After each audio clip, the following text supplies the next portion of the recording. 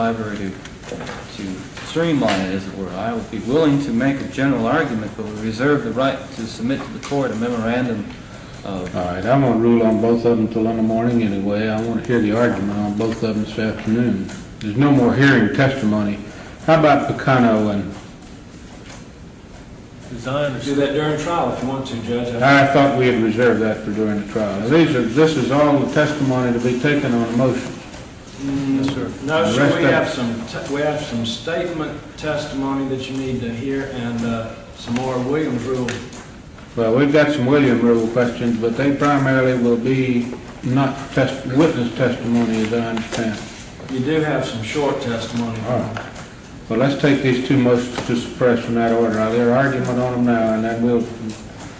Judge, we give you a chance to give Mr. Haggard... Yes, I think you should, and we're going to proceed now with the argument on the Granger, and Mr. Bundy, you may proceed.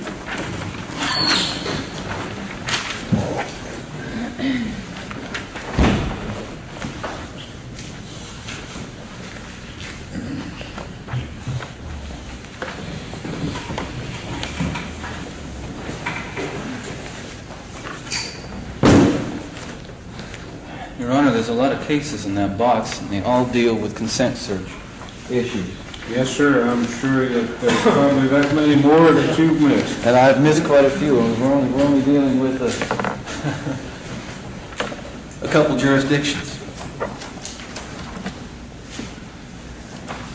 As I said, I'm going to argue the law broadly because I haven't had an opportunity to complete my research on the status of Florida law, although I'm familiar with the parameters of the consent search issue as they exist here in Florida and those as outlined by the United States Supreme Court and other federal courts. Well, we really basically set the stage. I'm sure you've read Bustamante. Yes, sir. Let's proceed with that, and we'll go from there. And you're not going to be far wrong from Florida law. Well, I think before I refer to the Bustamante case, I think it's important that the court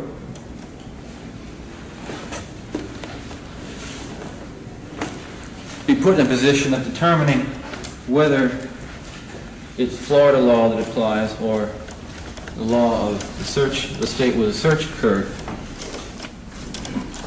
And of course I would argue that from the integrity of this court and the integrity of the court of Florida, that the conflict should be resolved in the manner of adopting the law of the forum state of Florida to determine whether a consent in the search that we've heard testimony in today was freely, voluntarily, and knowingly given. Well, you've got more of a basic threshold argument as far as that is concerned. This court would have to take into consideration the rulings of the Supreme Court of Utah, Mr. Bundy, as far as the concept is concerned. And the only collateral attack, or something in the nature of a collateral attack, would be a federal argument. As this court conceives the law, I think the state of Utah has ruled on it, and it is a provision of the Constitution that you're well aware of concerning full faith and credit and finality of the arguments as it relates to seizure of the goods under the forum of where they're seized. This court would consider that the only possible collateral approach would be on the basis of some additional federal requirement, maybe not brought to the attention of the Utah court. However, so that the record is patently clear, I'm going to proceed with the concept that both arguments, or all three arguments, are in fact open. And I'm not going to close you out on that. Brevity has never been the keynote of this trial and probably never will be. So I'll hear whatever you have to say. Well, I think, and I will do my best to acquaint the court with issues that are directly involved in the search, which did not come to the attention, or I would tell the court that these issues did not come to the attention of the Florida Supreme Court, or the Utah Supreme Court. However, I understand that the court has read the Supreme Court opinion, the Utah Supreme Court opinion, and will simply direct the court's attention to the findings of Chief Justice Ellett. And Chief Justice Ellett did not find that the search ruled on by the trial court was legal. The legal finding of Chief Justice Ellett in State v. Bundey was that there was evidence sufficient to justify the judgment of the court. It does not speak to the standards of law in Utah or anywhere else as applied to search and seizure, and the search and seizure issue involved in the Utah case. I think what we have here is simply a badly written opinion, and one which is self-evident, relies on virtually no case law, and a very highly complicated appeal. And so I will say only that I don't believe reading of the Supreme Court opinion is dispositive or in any way persuasive in determining the legality or illegality of the search that occurred, and it's the subject of this motion. And let me go to the Bustamante case because it's so often referred to and because it's so important in consent search cases.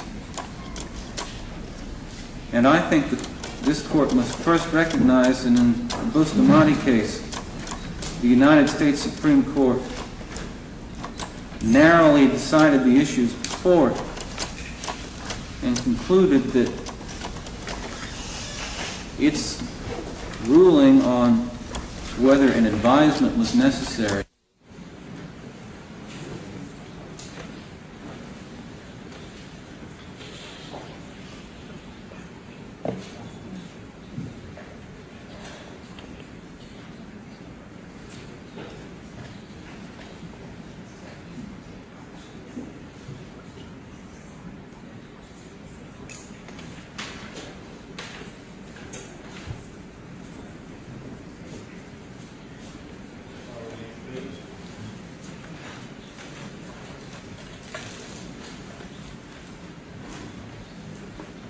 Come right over here, please, ma'am. Step up in the witness box, please. Raise your right hand. And do you solemnly swear that the testimony that will be the truth, whole truth, and nothing but the truth, self you can? Do you see it? Mrs. Neary, would you state your full name for the record, please? Wanda Neary. All right. And you're the mother of Nita Neary? I am. All right. Do you have some newspaper clippings that you've collected I do. with respect to this case? I do. All right. Do you have them with you, ma'am? Yes, I do. All right. May we see them?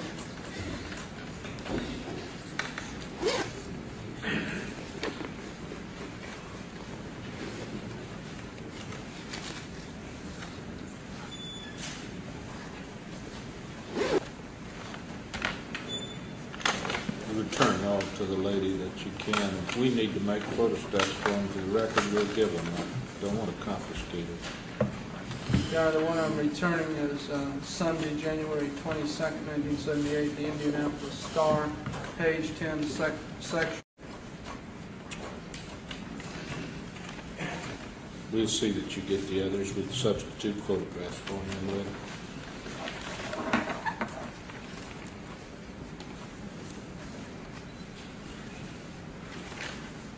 Could we have this one just photocopied for the record? Yes, we can. All right. Certainly I don't can. need it in as an exhibit. That's fine. Yes, Mark. We'll photostat and substitute the photostat for the original and return the original to Ms. Neary.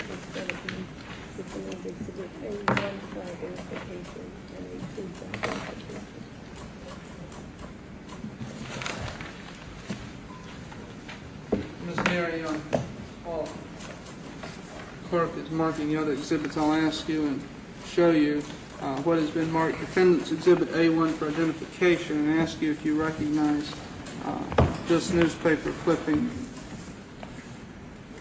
Yes. And did you cut this out of the Sentinel Star? No, I did not. Who cut this out of the paper? I don't know. Did you show? Jerry, you're shaking. Don't be upset here. Relax. Did you?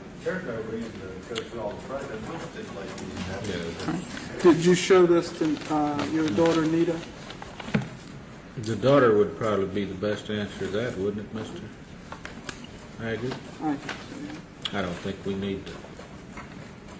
Everything's all right, Mother. Relax, all right? Take Thank care you. of yourself. All right. You may step down. Thank you, Mr. Please, ma'am.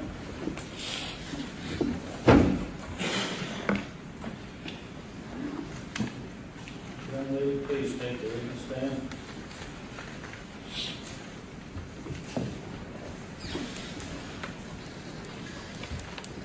Ms. Neary, I show you what's been marked. Defendant's exhibits 1, 2, and 3 for identification, and ask if you can A1, 2, and 3. Ask if you can identify. You show. Jerry, you're shaking. Don't be upset here. Relax. Did you? Did you show this to your daughter Nita? The daughter would probably be the best answer to that, wouldn't it, Mr. Haggard? I think so. I don't think we need to. Everything's all right, Mother. Relax, all right?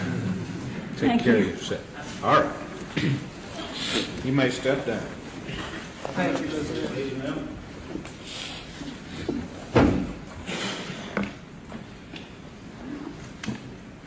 Young lady, please take the witness stand.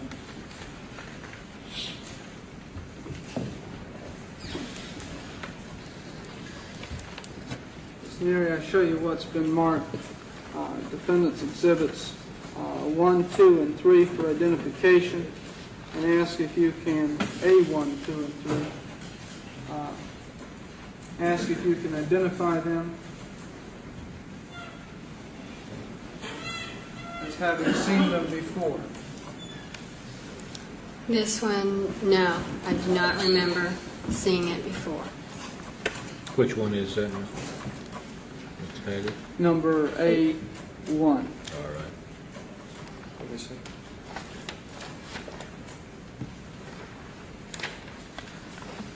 This one, yes. This is the series I was talking about where each one looks different. What number is that? A2. And A3. I don't remember. It looks like the same series there. I might have seen it. I don't really remember. But I might have seen this one, but it's the same pictures as this. Did your mother have any other pictures than these? I don't know. Well, how long has your mother had these pictures? She's had them for a while, for when the papers started coming out, but she kept them in an envelope, and after I had seen the series of 6, I was advised not to look at any more pictures in the newspaper or on television, and so I stayed away from them.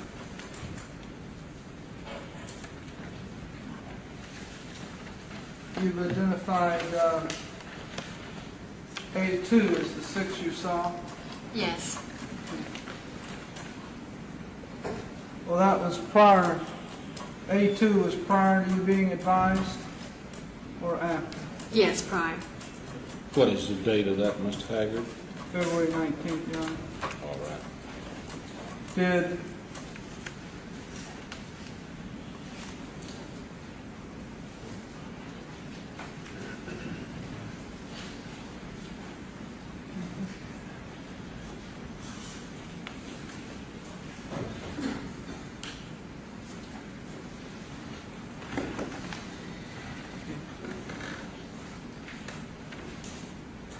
Did you see all of the clippings that your mother collected? No, I did not. Did you see these that she brought here today? I already. I've just she's answered. Now, if she's seen any other, I'll let you inquire. Did you see any in this one that had sort of a profile? No. Excuse me. Did you see any in, and that was A2, did you see any in A3 that had sort of a profile? No.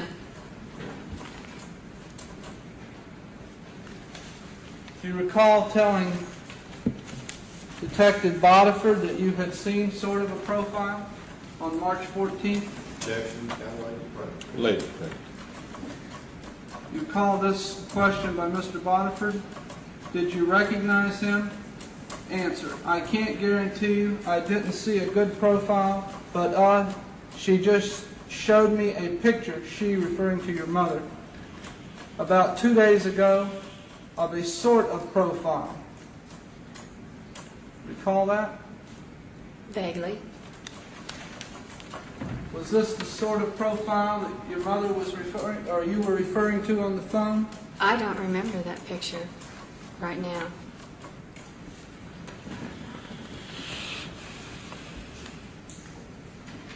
It was in your mother's possession, was it not? Objection. No, that's no test of her recollection. What is the date of that? The date, Your Honor, is 2 days after Exhibit Well, A2 never mind there. what A2 and that. What's the date of that? February 23rd. Thank you, sir.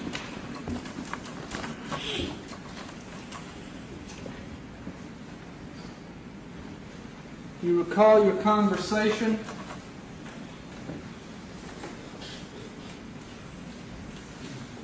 Your Honor, so I can refer to the one I referred to as sort of a profile as A1 for the record. Do you recall your conversation with Detective Bodiford?